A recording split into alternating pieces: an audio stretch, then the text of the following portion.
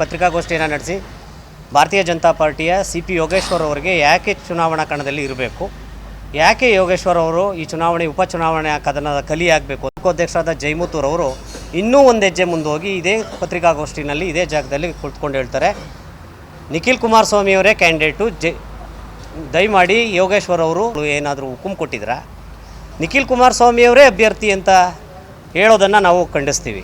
ಆದರೆ ಇನ್ನೊಂದು ಸ್ಪಷ್ಟನೆ ಇದೆ, ನಮ್ಮಲ್ಲಿ NDA ಮೈತ್ರಿಕೂಟದ ಯಾವುದೇ ಅಭ್ಯರ್ಥಿ, ಯಾವುದೇ ಪಕ್ಷದ ಅಭ್ಯರ್ಥಿಯನ್ನು ನಾವು ಸ್ವಾಗತಿಸ್ತೀವಿ, ನಾಯಕರ ಅಭಿಪ್ರಾಯ ಆಗಿದೆ. ಆದರೆ ಜೈಮುತ್ತೂರ್ ಅವರು ಅವರ ಪಕ್ಷದಲ್ಲಿ ಆಡ್ತಾ ಇರ್ತಕ್ಕಂಥ ಗೊಂದಲಗಳು, ಅವ್ರ ಮೇಲಿರ್ತಕ್ಕಂಥ ಸರ್ವಾಧಿಕಾರಿ ಧೋರಣೆಯನ್ನು ಖಂಡಿಸಿ ಸಾಕಷ್ಟು ಈ ತಾಲೂಕಿಗೆ ಹತ್ತಿರವಾಗಿರ್ತಕ್ಕಂಥ ನೀರಾವರಿ ಯೋಜನೆ ಮಾಡಿರ್ತಕ್ಕಂಥ 2 ಬಾರಿ ಕೆಲವು ಎದ್ದಿದ್ದಾರೆ. ಇದು ತನಗೆ ಮುಳುವಾಗುವ ಎಲ್ಲ ಲಕ್ಷಣಗಳನ್ನು ಗೋಚರಿಸ್ಕೊಂಡು ಜೈಮುತ್ತೂರ್ ಅವರು ಹೊಸ ಪ್ರಯೋಗಕ್ಕೆ ಮುಂದಾಗಿದ್ದಾರೆ. ಇಂಥ ಹೊಸ ಪ್ರಯೋಗಗಳನ್ನು ಮಾಡೋದು ಬೇಡ, ಇದನ್ನು ತೀರ್ಮಾನ ಮಾಡ್ತಕ್ಕಂಥದ್ದು ರಾಜ್ಯ ನಾಯಕರು. ಹಾಗೆ ಇನ್ನೂ ಒಂದು ನನ್ನ ಆಗ್ರಹ ಇದೆ ಜೈಮುತ್ತೂರ್ ಅವ್ರಿಗೆ, ನೋಡಿ ಇಷ್ಟೆಲ್ಲ ಗೊಂದಲಗಳಾಗುವುದೇ ಆದರೆ ನಮ್ಮ ತಾಲೂಕು BJP ರಾಜ್ಯ ನಾಯಕರನ್ನು ಇನ್ನೆರಡು ದಿನಗಳಲ್ಲಿ ತಾಲೂಕು ಪದಾಧಿಕಾರಿಗಳು, ಜಿಲ್ಲಾ ಪದಾಧಿಕಾರಿಗಳು, ಪ್ರಮುಖ ಮುಖಂಡರೊಂದಿಗೆ ನಾವು ಯಾಕೆ ಈ ತಾಲೂಕಿಗೆ ಯೋಗೇಶ್ವರ್ ಅವರ BJP ಚಿಹ್ನೆ ಅಡಿಯಲ್ಲಿ ಯೋಗೇಶ್ವರ್ಗೆ ಟಿಕೆಟ್ ಕೊಡಬೇಕು ಅನ್ನೋದನ್ನು ಮನವರಿಕೆ ಮಾಡೋದಕ್ಕೆ ನಾವು ಹೋಗ್ತೀವಿ.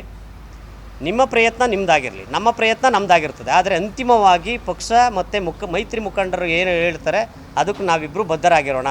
ನೀವು ಹೊಸ ಪ್ರಯೋಗಕ್ಕೆ ಮುಂದಾಗುವ ಯಾವ ಇದನ್ನು ಗೊಂದಲವನ್ನು ಸೃಷ್ಟಿ ಮಾಡಬೇಡಿ. ಇನ್ನೂ ಒಂದು ಹೆಜ್ಜೆ ಮುಂದೆ ಹೋಗಿ ನಾನು ಹೇಳ್ತಾ ಇದ್ದೀನಿ, ಮೈತ್ರಿ ರಾಜ್ಯದಲ್ಲಿ ಮುಂದುವರಿಲಿ, ಅದರಲ್ಲಿ ಯಾವುದೇ ಇಲ್ಲ. ಆದರೆ ನಮ್ಮ ಒಂದು ಪಾಯಿಂಟ್ ಇದೆ, ಫ್ರೆಂಡ್ಲಿ ಫೈಟಿಗೆ ಬನ್ನಿ. ಫ್ರೆಂಡ್ಲಿ ಫೈಟ್ ಅಂತ ಅಂದರೆ ನಮ್ಮ ಸ್ಪರ್ಧೆ BJPಯಿಂದ ಯೋಗೇಶ್ವರ್ ಅವರೇ ಆಗಿರಲಿ, ನಿಮ್ಮ ಸ್ಪರ್ಧೆ ಯಾರೇ ಆಗಿರಲಿ, ಈ ಫ್ರೆಂಡ್ಲಿ ಫೈಟ್ಗೆ ನೀವು ಸಿದ್ಧವಾಗಿರೋಣ, ಚುನಾವಣೆ ಎದುರಿಸೋಣ. ಗೊಂದಲದ ಗೂಡಾಗಿ ಮಾಡಿಕೊಂಡು ನಿಮ್ಮ ಪಕ್ಷದಲ್ಲಿ ನಡೀತಾ ಇರ್ತಕ್ಕಂಥ ಕೆಲವು ಗೊಂದಲಗಳನ್ನು ಬೇರೆ ರೀತಿ ತಿರುಗಿಸಿ ಈ ಮೈತ್ರಿಗೆ ಧಕ್ಕೆ ತರತಕ್ಕಂಥ ಕೆಲಸವನ್ನು ಜೈಮುತ್ತೂರ್ ಅವರು ಬಿಡಬೇಕು. ಹಾಗಾಗಿ ಮತ್ತೊಮ್ಮೆ ನಮ್ಮ ಕಳಕಳಿ ಮನವಿ ಇಷ್ಟೇ, JDSನ ವರಿಷ್ಠರು, BJPಯ ವರಿಷ್ಠರು ಯಾರು ಅಭ್ಯರ್ಥಿಯನ್ನು ಸೂಚಿಸ್ತಾರೆ, NDA ಅಭ್ಯರ್ಥಿಗೆ ನೀವೆಲ್ಲ ದುಡಿಯುವ ಕಂಕಣವನ್ನು ತೊಡೋಣ. ಆ ಮೂಲಕ ಮುಂದಿನ ಉಪಚುನಾವಣೆಯಲ್ಲಿ ನಾವು NDA ಮೈತ್ರಿ ಅಭ್ಯರ್ಥಿಯನ್ನು ಗೆಲ್ಲಿಸೋದಕ್ಕೆ ಪ್ರಯತ್ನಿಸೋಣ. ಕ್ಷಣ ಕ್ಷಣದ ಸುದ್ದಿಗಳಿಗಾಗಿ ಫ್ರೀಡಮ್ ಟಿವಿ ಸಬ್ಸ್ಕ್ರೈಬ್ ಮಾಡಿ, ಲೈಕ್ ಮಾಡಿ ಹಾಗೂ ಫಾಲೋ ಮಾಡಿ. ಹೊಸ ಸುದ್ದಿಗಳ ನೋಟಿಫಿಕೇಶನ್ಗಾಗಿ ಬೆಲ್ ಐಕಾನ್ ಮೇಲೆ ಕ್ಲಿಕ್ ಮಾಡಿ.